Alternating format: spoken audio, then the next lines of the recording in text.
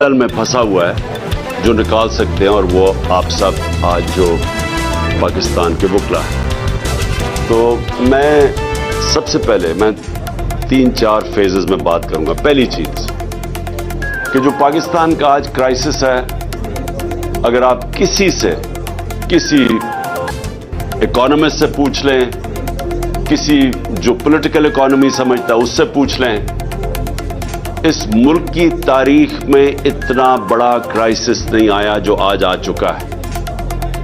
और ये crisis manufacture किया गया है, ये नेचुरल क्राइसिस नहीं है। ये एक आदमी ने फैसला किया रिजीम चेंज करने का, साजिश की, और भी लोग होंगे उसके सामने, लेकिन एक आदमी के फैसले की वजह से ये गवर्नमेंट गिराई गई और ये क्राइसिस शुरू किया गया और आज उधर पहुंच गया है जिधर मैं सिर्फ आपको बताता हूं कि हम आज किधर फंसे हुए हैं।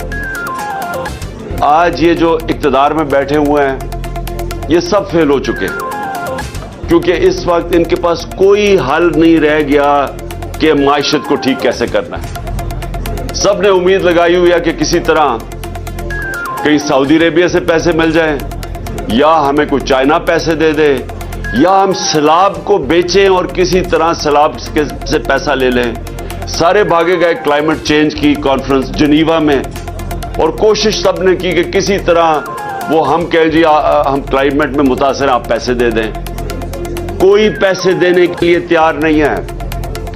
सऊदी अरेबिया ने स्टेटमेंट दे दी है कि अब हम वो वैसे पैसे नहीं देंगे जो हम पहले देते थे, हम कंडीशंस करके पैसे देंगे, यानी अगर आप अपने मुल्क में ये करेंगे तो पैसा आएगा।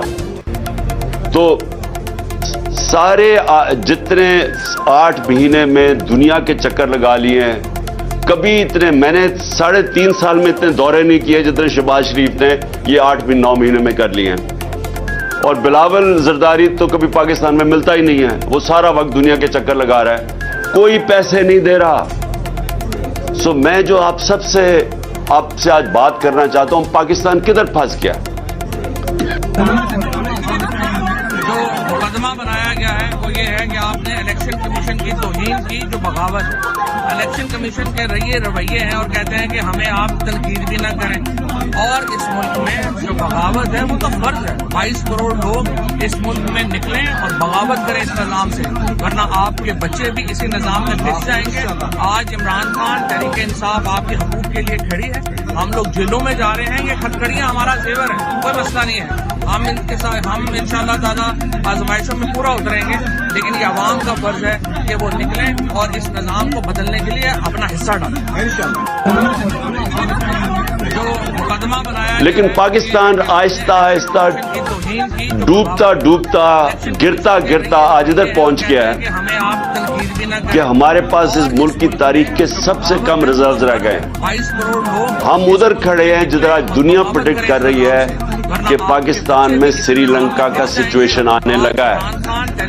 हमारे आज वो हाल है, आज बिजनेस कम्युनिटी से पूछें कि आज पाकिस्तान किधर खड़ा है। इस मुल्क की तारीख में कोई तसव्वुर नहीं कर सकता था कि हम इतना नीचे जा सकते हैं। लेकिन ये आवाम का आज हमारे पास LCs खोलने के पैसे नहीं है, अपना हिस्सा, और खौफ यह है कि जिस तरह श्रीलंका में आखिर में तेल के लिए पैसे नहीं बचेंगे जब तक कि कोई पैसा ना दे। और पैसा किसने अब देना है? कोई बाहर से पैसा देने के लिए तैयार नहीं है। रवैये हैं और कहते हैं कि हमें हमारे पास कोई अब कमर्शियल बैंक पाकिस्तान को लेंड करने के लिए नहीं तैयार, क्योंकि पाकिस्तान का जो डिफॉल्ट रिस्क रेशो है वो 5% था जब अप्रैल में, आज वो तकरीबन 90% पहुंच गया। यानी लोगों का कोई इत्मीनान नहीं कि पाकिस्तान को अगर पैसे दे वो वापस करेगा। और IMF अब पैसे तब देगा जब हम उनकी शराइत माने। उनकी शराइत अब ये है कि हर चीज अब महंगी होने लगी है। अगर हम शराइत मानते हैं तो अगर आज 50 साल में सबसे ज्यादा महंगाई है तो उनकी शराइत मांगेंगे तो ये मजीद और महंगाई 50% और बढ़ जाएगी। हर चीज महंगी होगी क्योंकि रुपया गिरेगा, और जब रुपया गिरेगा तेल आपके बच्चे भी महंगा, पिस जाएंगे। डीजल पेट्रोल की कीमतों में, बिजली की कीमतों में मजीद इजाफा, जेलों में जा रहे हैं और उसके अलावा जो भी हम समझते हैं कि जो बिजनेसेस, जो इंटरेस्ट रेट है वो स्क्वीज होती जाएंगी, बेरोजगारी बढ़ रही है, फैक्ट्रियां बंद हो रही हैं। सो इसलिए जिधर आज हम खड़े हैं, मैं अब आप सबके सामने कहना चाहता हूं कि सिर्फ एक तरीका है निकलने का, इलेक्शन कमीशन के रवैये हैं और भी और बाकी चीजें आप कई कर सकते हैं, लेकिन सबसे पहले एक तरीका, बगावत है, वो तो फर्ज है। 22 करोड़ लोग, और उसमें आप सबकी इस मुल्क को मदद, वरना आपके बच्चे और वो है रूल ऑफ लॉ। आज इमरान रूल ऑफ लॉ का मतलब ये है कि एक मुल्क के अंदर जो इंसाफ का निजाम है उसके ऊपर लोगों को इत्मीनान है। उस मुल्क में कमजोर और ताकतवर के लिए एक ही कानून है। पाकिस्तान देख लें, जो सबसे तेजी से तरक्की कर रहा था अपनी 17 साल के बाद, तीसरे साल 5.7% ग्रोथ रेट और चौथे साल 6% ग्रोथ रेट, इंडस्ट्री ग्रो कर रही थी, एक्सपोर्ट्स ग्रो कर रही थी, हमारी ज़राअत ग्रो कर रही थी 4.5%। 17 साल के बाद टैक्स कलेक्शन मैक्सिमम थी, सर्विसेज इंडस्ट्रीज ग्रो कर रही थी। उसको कैसे हुआ कि उसको आज आके यहाँ पाकिस्तान खड़ा हो गया? और ये इसकी वजह ये कि कभी भी मुल्क में वो लोग जो एक मुल्क के इदारे तबाह करते हैं, वो आज तक कभी इदारे ठीक नहीं कर सके। जो लोगों ने माइशत 30 साल से तबाह कर रहे हैं, वो आज कैसे ठीक करना था उन्होंने? ये कौन सा ज़हन था जिसने पकड़ के इनको ऊपर बैठा दिया? तो आज अब अगला आगे का रास्ता मैं आपको बताता हूं। आगे का रास्ता भी आपके हाथ में है। ये स्ट्रगल है पाकिस्तान की रूल ऑफ लॉ, ताकतवर को कानून के नीचे लेके आना, किसी को एनआरओ नाम देना। जब तक लोगों को हमारे इंसाफ के निजाम के ऊपर एतमाद नहीं होगा, खुशहाली नहीं आने लगी, इससे नहीं निकलने लगे।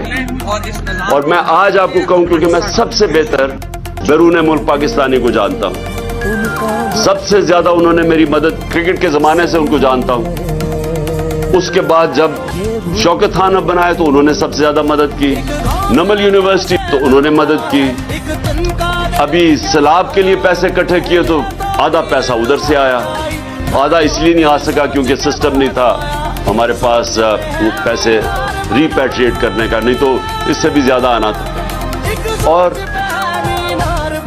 आज सबसे जो हमारे जमाने में जो चीज, एक तो एक्सपोर्ट्स हमने बढ़ाई, दूसरी रेमिटेंसेस। हमारे जमाने में रिकॉर्ड रेमिटेंसेस आई हैं। जब हम 2018 में आए थे तो 19 अरब डॉलर रेमिटेंसेस थी। हम जब गए हैं 3.5 साल के बाद तो 21 अरब डॉलर की रेमिटेंसेस थी और बढ़ रही थी। तो ये जो आपका असासा, ये याद रखें, अब कोई इस मुल्क को नहीं निकालेगा इस दलदल में से स्वाय बैरून मुल्क पाकिस्तानी। ये अगर हमने इससे निकलना है, ये जो भी आज को आपको कोई कह रहा ना दुनिया का बेहतरीन इकोनॉमिस्ट ले आए, वो मुझे समझाए कि हमारा जो डॉलर गैप है अभी कैसे पूरा होगा। हमारा मसला क्या है कि हमने कभी एक्सपोर्ट्स के ऊपर जोर ही नहीं लगाया। नून लीग के पिछले 5 साल में एक्सपोर्ट्स बढ़ी नहीं। जब ये 99 में गए थे तब भी एक्सपोर्ट्स नहीं बढ़ी। तो जब दौलत ही नहीं आ रही, डॉलर्स नहीं आ रहा, तो मुल्क के